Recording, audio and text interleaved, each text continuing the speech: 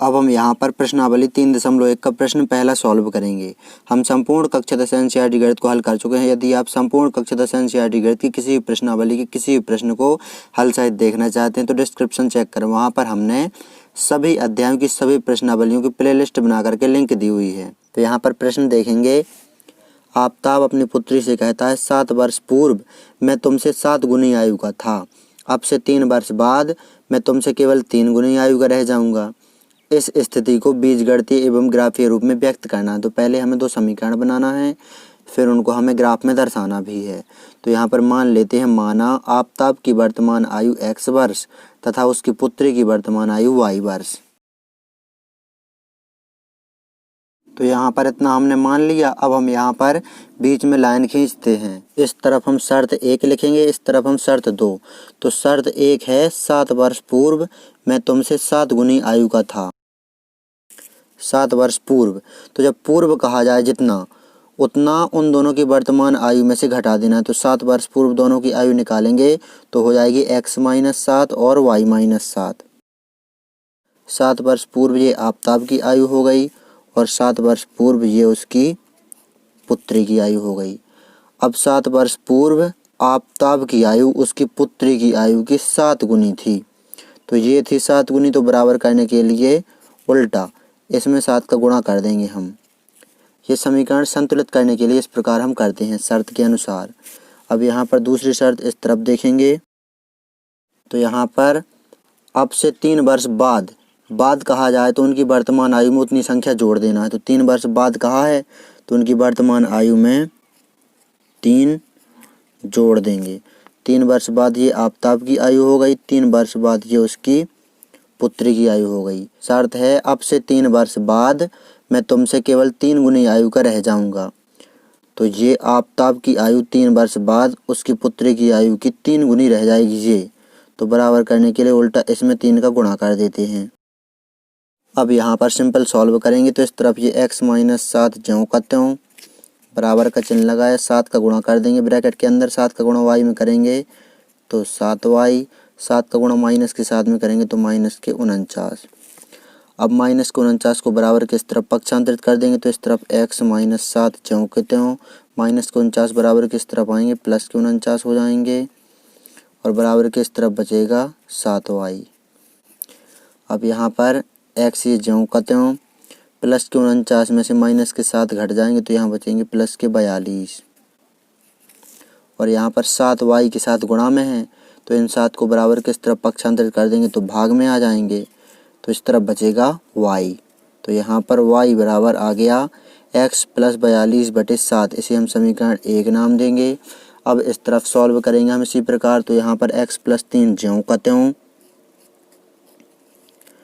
बराबर 3 का गुणा ब्रैकेट के अंदर कर देंगे तो 3 का गुणा y में करेंगे तो 3y प्लस 3 का गुणा 3 में करेंगे तो 9 प्लस के 9 को बराबर के इस तरफ पक्षांतरित कर देंगे तो x + 3 ये ज्यों का त्यों प्लस के 9 बराबर के इस तरफ आएंगे माइनस के 9 हो जाएंगे बराबर के इस तरफ बचेंगे 3y।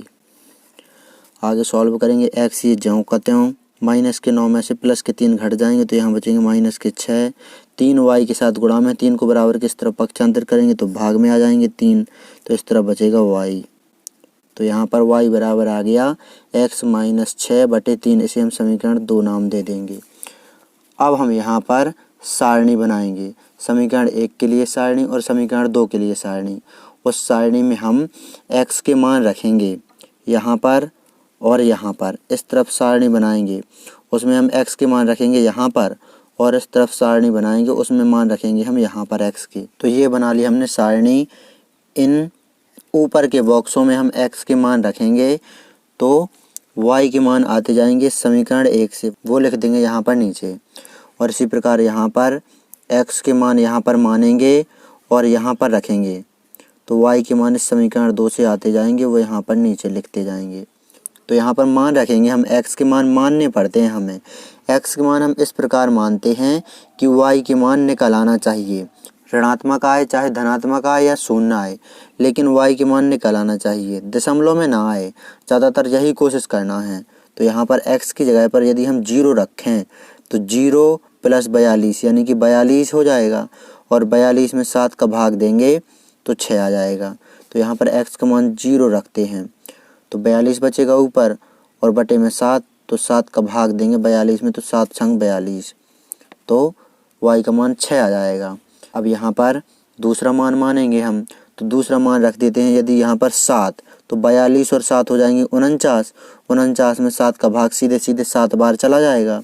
तो यहाँ पर x का मान मान लेते हैं 7। इस x की जगह पर 7 रखेंगे तो 42 और 7 49 हो जाएंगे। 49 में 7 का भाग देंगे तो 7 बार चला जाएगा पूरा पूरा। तो ये सारणी कंप्लीट हो गई। इसी प्रकार यहाँ पर करना है।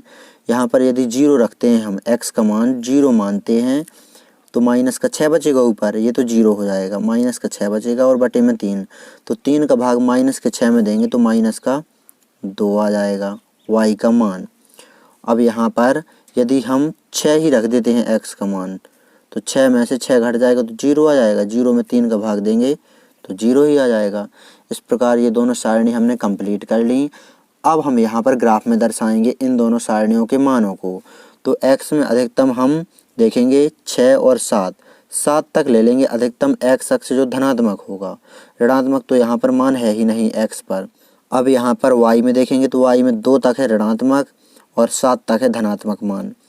तो y जो धनात्मक अक्ष होगा उसे अधिकतम 7 तक ले लेंगे और y में जो ऋणात्मक अक्ष होगा उसे 2 या 3 तक ले लेंगे। तो यहाँ पर ग्राफ बनाते हैं हम।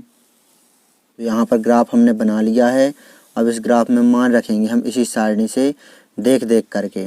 तो यहाँ पर इन दोनों सारणियों को मानों को हम यहाँ पर उतार लेते हैं सर्वप्रथम। तो यहाँ पर ये हमने दोनों सारणी उतार ली यहाँ पर। अब हम मान रखेंगे, तो मान रखेंगे तो इस ग्राफ को देखेंगे हम।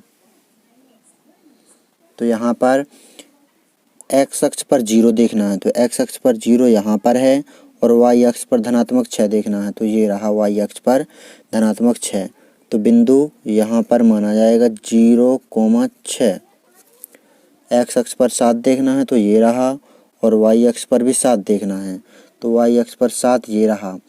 तो यहाँ से चलेंगे हम इस तरफ क्षैतिज और इस 7 से हम चलेंगे ऊर्ध्वाधर। तो यहाँ से हम ऊर्ध्वाधर चलेंगे इस लाइन में, तो यहाँ पर मिल जाएगा बिंदु 7,7।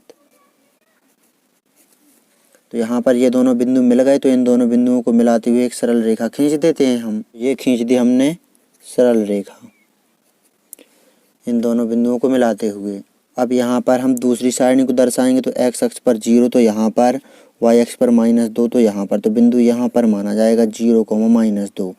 x अक्ष पर जो 0 हो या y अक्ष पर 0 हो, उस 0 पर नहीं माना जाएगा। जो दूसरा बिंदु होगा उसी पर माना जाएगा। यदि 0, 0 होते तो यहीं पर माना जाता, लेकिन यहाँ पर 0, -2 है तो इस बिंदु पर माना जाएगा जो y का बिंदु होगा। तो 0, -2 यहाँ पर आ गया और x अक्ष पर 6 देखना है। तो x अक्ष पर 6 ये रहा और y अक्ष पर 0। तो 0 तो यही माना जाएगा, चाहे y का हो चाहे x अक्ष का हो। तो यहाँ पर बिंदु मिल गया हमें 6,0। तो इस बिंदु को और इस बिंदु को मिलाते हुए एक और सरल रेखा खींच देते हैं हम। तो ये हमने दूसरी सारणी को इस ग्राफ में दर्शा दिया। इस प्रकार आपको इस प्रश्न को अच्छी तरह से सॉल्व कर लेना है। परीक्षा की दृष्टि से महत्वपूर्ण प्रश्न है। यदि आप संपूर्ण कक्षा 10 NCERT गणित की किसी भी प्रश्नावली के किसी भी प्रश्न को हल सहित देखना चाहते हैं तो डिस्क्रिप्शन जरूर चेक करें या फिर हमारे दूसरे चैनल टोटल NCERT कोचिंग को सर्च करें और उसकी प्लेलिस्ट में चले जाएँ। तो प्लेलिस्ट में वहाँ पर आप सभी अध्यायों की सभी प्रश्नावलियों को हल सहित देख सकते हैं।